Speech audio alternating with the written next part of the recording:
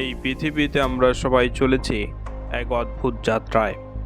কখনো হাসি, কখনো কান্না, কখনো সাফল্য, কখনো ব্যর্থতার ঢেউ আমাদের জীবনকে দুলিয়ে নিয়ে চলে।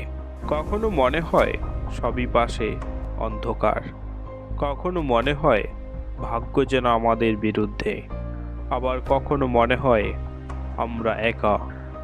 কিন্তু প্রকৃত সত্য হলো, যে মুহূর্তে মানুষের ভিতরে যুদ্ধ শুরু হয়, সেদিনই তাকে পথ দেখাতে ঈশ্বর তার পাশে দাঁড়ান। শ্রীকৃষ্ণ বলেন, মানুষকে তিনটি জিনিস শিখে নিতেই হবে: ক্ষমা, ভক্তি আর সত্য। যে ক্ষমা করতে শিখে তার মন মুক্ত হয়, যে ভক্তির পথে হাঁটে সে মায়ার বন্ধন কাটায়, আর যে জীবনের সত্য গ্রহণ করে সে অন্ধকারের ভেতরেও আলো খুঁজে পায়। আজ আমরা এই তিনটি বিষয়ে আলোচনা করব, আর এই যাত্রায় আপনি আবিষ্কার করবেন আপনার মধ্যেই আছে এমন শক্তি যা আপনার জীবন বদলে দিতে পারে। আপনি যদি শ্রীকৃষ্ণের ভক্ত হন তাহলে কমেন্ট বক্সে অবশ্যই লিখে দিন জয় শ্রীকৃষ্ণ। আর যদি এই চ্যানেলে প্রথমবার এসে থাকেন তাহলে চ্যানেলটি সাবস্ক্রাইব করুন, বেল আইকন প্রেস করুন যাতে নতুন ভিডিওর নোটিফিকেশন পান, এবং এই ভিডিওটি লাইক করে আপনার বন্ধু বান্ধবীদের সাথে শেয়ার করুন। চলুন শুরু করি এবার। ভগবান শ্রীকৃষ্ণের ক্ষমার শিক্ষা। ক্ষমা এমন এক শক্তি যা শত্রুকেও বন্ধু বানাতে পারে আর নিজেকেও মুক্ত করতে পারে। কিন্তু এই ক্ষমা শব্দটিকে আমরা প্রায় ভুল বুঝে থাকি। আমরা ভাবি ক্ষমা মানে দুর্বলতা, অথচ শ্রীকৃষ্ণ পরিষ্কার করে বলেন, ক্ষমা দুর্বলতা নয়, অস্তিত্বের শক্তি। ক্ষমা আসলে মনের সেই স্তর যেখানে আমরা প্রতিশোধের আগুন ছাড়িয়ে নিজের শান্তিকে বেছে নিই। কৃষ্ণ ব্যাখ্যা করেন, যে মানুষ রাগের বশে সিদ্ধান্ত নেয় সে নিজের ওপরেও আঘাত করে, আর যে মানুষ ক্ষমা বেছে নেয় সে নিজের মনকেও মুক্ত করে। ক্ষমা মানে ভুলকে ভুলে যাওয়া নয়, ক্ষমা মানে নিজের মধ্যে জমে থাকা বিষকে সরিয়ে ফেলা, হৃদয়ের বোঝাকে নামিয়ে আনা, অতীতকে আর নিজের বর্তমানকে নিয়ন্ত্রণ করতে না দেওয়া। শ্রীকৃষ্ণ বলেন, ক্ষমা করো কিন্তু বুদ্ধিকে জাগ্রত রাখো, কারণ ক্ষমা জ্ঞান দ্বারা পূর্ণ হলে তবেই সত্য হয়। অনেকেই অভিযোগ করে, আমি তো কাউকে কষ্ট দেইনি, তবু আমাকেই কেন কষ্ট পেতে হয়? শ্রীকৃষ্ণ উত্তর দেন, জীবনে কষ্ট তখনই আসে যখন তুমি শেখার দরজা খুলেছ। ক্ষমা শেখা মানে নিজের ভেতরে আলো জ্বালানো। এখানে তিনটি স্তর আছে। নিজেকে ক্ষমা করা, অর্থাৎ নিজের ভুল, অতীত, অপরিপক্কতা ক্ষমা না করলে কেউ এগোতে পারে না। দ্বিতীয়ত, অন্যকে ক্ষমা করা, অন্যের আচরণ যেন তোমাকে ভেতর থেকে ভেঙে না ফেলে। তৃতীয়ত, পরিস্থিতিকে ক্ষমা করা, যা ঘটেছে তা মেনে নাও, তার থেকে শিক্ষা নিয়ে নতুনভাবে শুরু করো। ক্ষমা কখনো কখনো কঠিন হয়।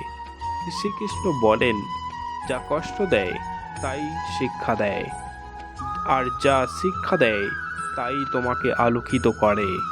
ক্ষমা করা মানে ভুলকে গ্রহণ করা নয়, বরং নিজেকে মুক্ত করা, নিজের হৃদয়কে আলোর দিকে নিয়ে যাওয়া। অভিমান, রাগ, প্রতিশোধের ইচ্ছা, এই সবই মনের শত্রু। সত্যিকারের শক্তি যার মুখের হাসি থাকে কিন্তু হৃদয়ে বুদ্ধি থাকে, যার কথায় মমতা থাকে কিন্তু মনের ভিতরে স্থিরতা থাকে। ক্ষমা সেই শক্তি দেয়। ক্ষমা মানুষকে নরম করে না, বরং আরও দৃঢ় করে। শ্রীকৃষ্ণ বলেন, যে ক্ষমা করতে পারে তার মন কখনো ভাঙে না। ক্ষমার শেষ শিক্ষামূলক বিষয় হলো, ক্ষমা করো কারণ তুমি শান্তি পাওয়ার যোগ্য। এরপর দ্বিতীয় পর্ব হচ্ছে মায়া বনাম ভক্তি, কৃষ্ণের উপদেশ। মায়া এমন এক শক্তি যা আমাদের চোখের সামনে থাকা সত্যকে আড়াল করে রাখে। শ্রীকৃষ্ণ বলেন, এই পৃথিবীর সব কিছুই পরিবর্তনশীল। যা ধরা যায় তা একদিন হারিয়ে যায়, যা দেখা যায় তা একদিন মিলিয়ে যায়। মায়া কাকে বলে? মায়া মানে জিনিস, সম্পর্ক, অবস্থাকে স্থায়ী ভাবা, পার্থিব আনন্দকে স্থায়ী মনে করা, দুঃখকে স্থায়ী মনে করা, নিজের অহংকারকে সত্য মনে করা। মায়া সবসময় আমাদের টেনে রাখে বাইরের দিকে। অহংকার, লোভ, তুলনা, দুঃখ আর ভক্তি টানে ভেতরের দিকে। শান্তি, নিবেদন, সমর্পণ, প্রেম। কৃষ্ণ বলেন, মায়া মানুষকে জড়ায়, ভক্তি মানুষকে মুক্ত করে। মায়ার তিনটি লক্ষণ দেখা যায়। এক হচ্ছে অস্থিরতা, মন কখনো শান্ত না থাকা। দুই হচ্ছে আসক্তি, যাকে ছাড়া চলবে না বলে মনে হয়।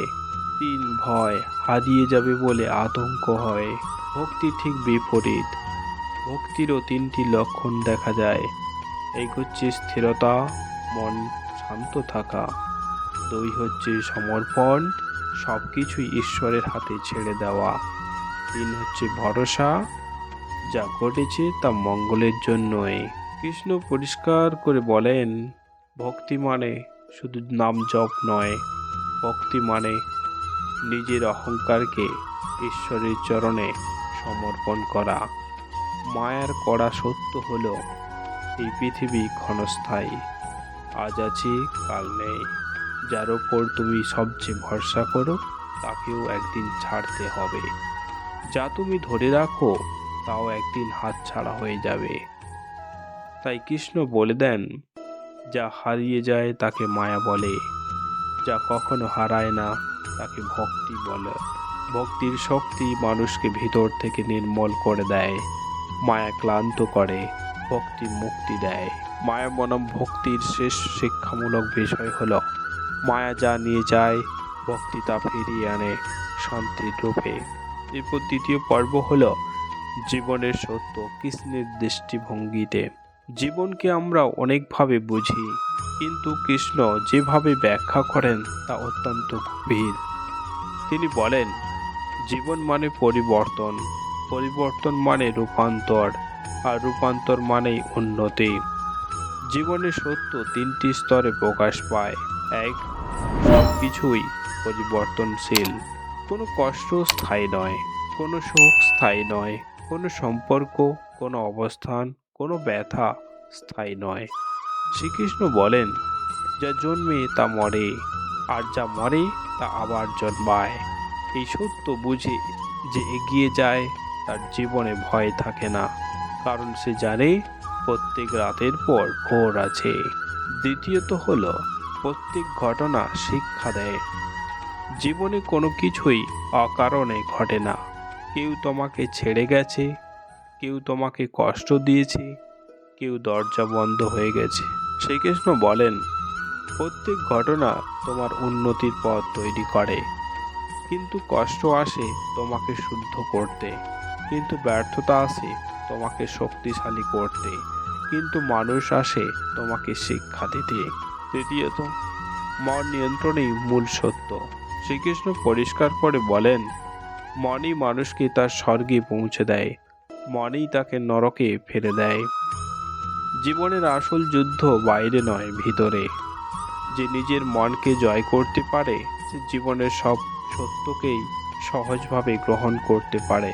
কৃষ্ণ আবার বলেন, মানুষ নিজের চিন্তার মতোই হয়ে যায়। চিন্তা বদলালেও জীবন বদলে যায়। দৃষ্টিভঙ্গি বদলালে পৃথিবী বদলে যায়। নিজের ভেতরের আলো জ্বলে উঠলে অন্ধকারের কোনো অস্তিত্বই থাকে না। জীবনের সত্যের শেষ শিক্ষামূলক বিষয় হলো, জীবনের সত্য থেকে পালিও না, তাকে বোঝো, কারণ সত্যই তোমাকে মুক্তি দেবে। শেষে একটা কথা বলতে চাই, ক্ষমা তোমার হৃদয়কে মুক্ত করে, ভক্তি তোমার আত্মাকে উঁচুতে নিয়ে যায়, আর জীবনের সত্য তোমাকে শক্তিশালী করে তোলে। কৃষ্ণের পথ খুব সহজ। নিজেকে পরিষ্কার করো, নিজের মনকে শান্ত করো, নিজের জীবনকে আলোর দিকে নিয়ে চলো। যে এই তিনটি শিক্ষামূলক গ্রহণ করে সে শুধু মানুষ নয়, সে এক আলোকিত আত্মা। জয় শ্রীকৃষ্ণ।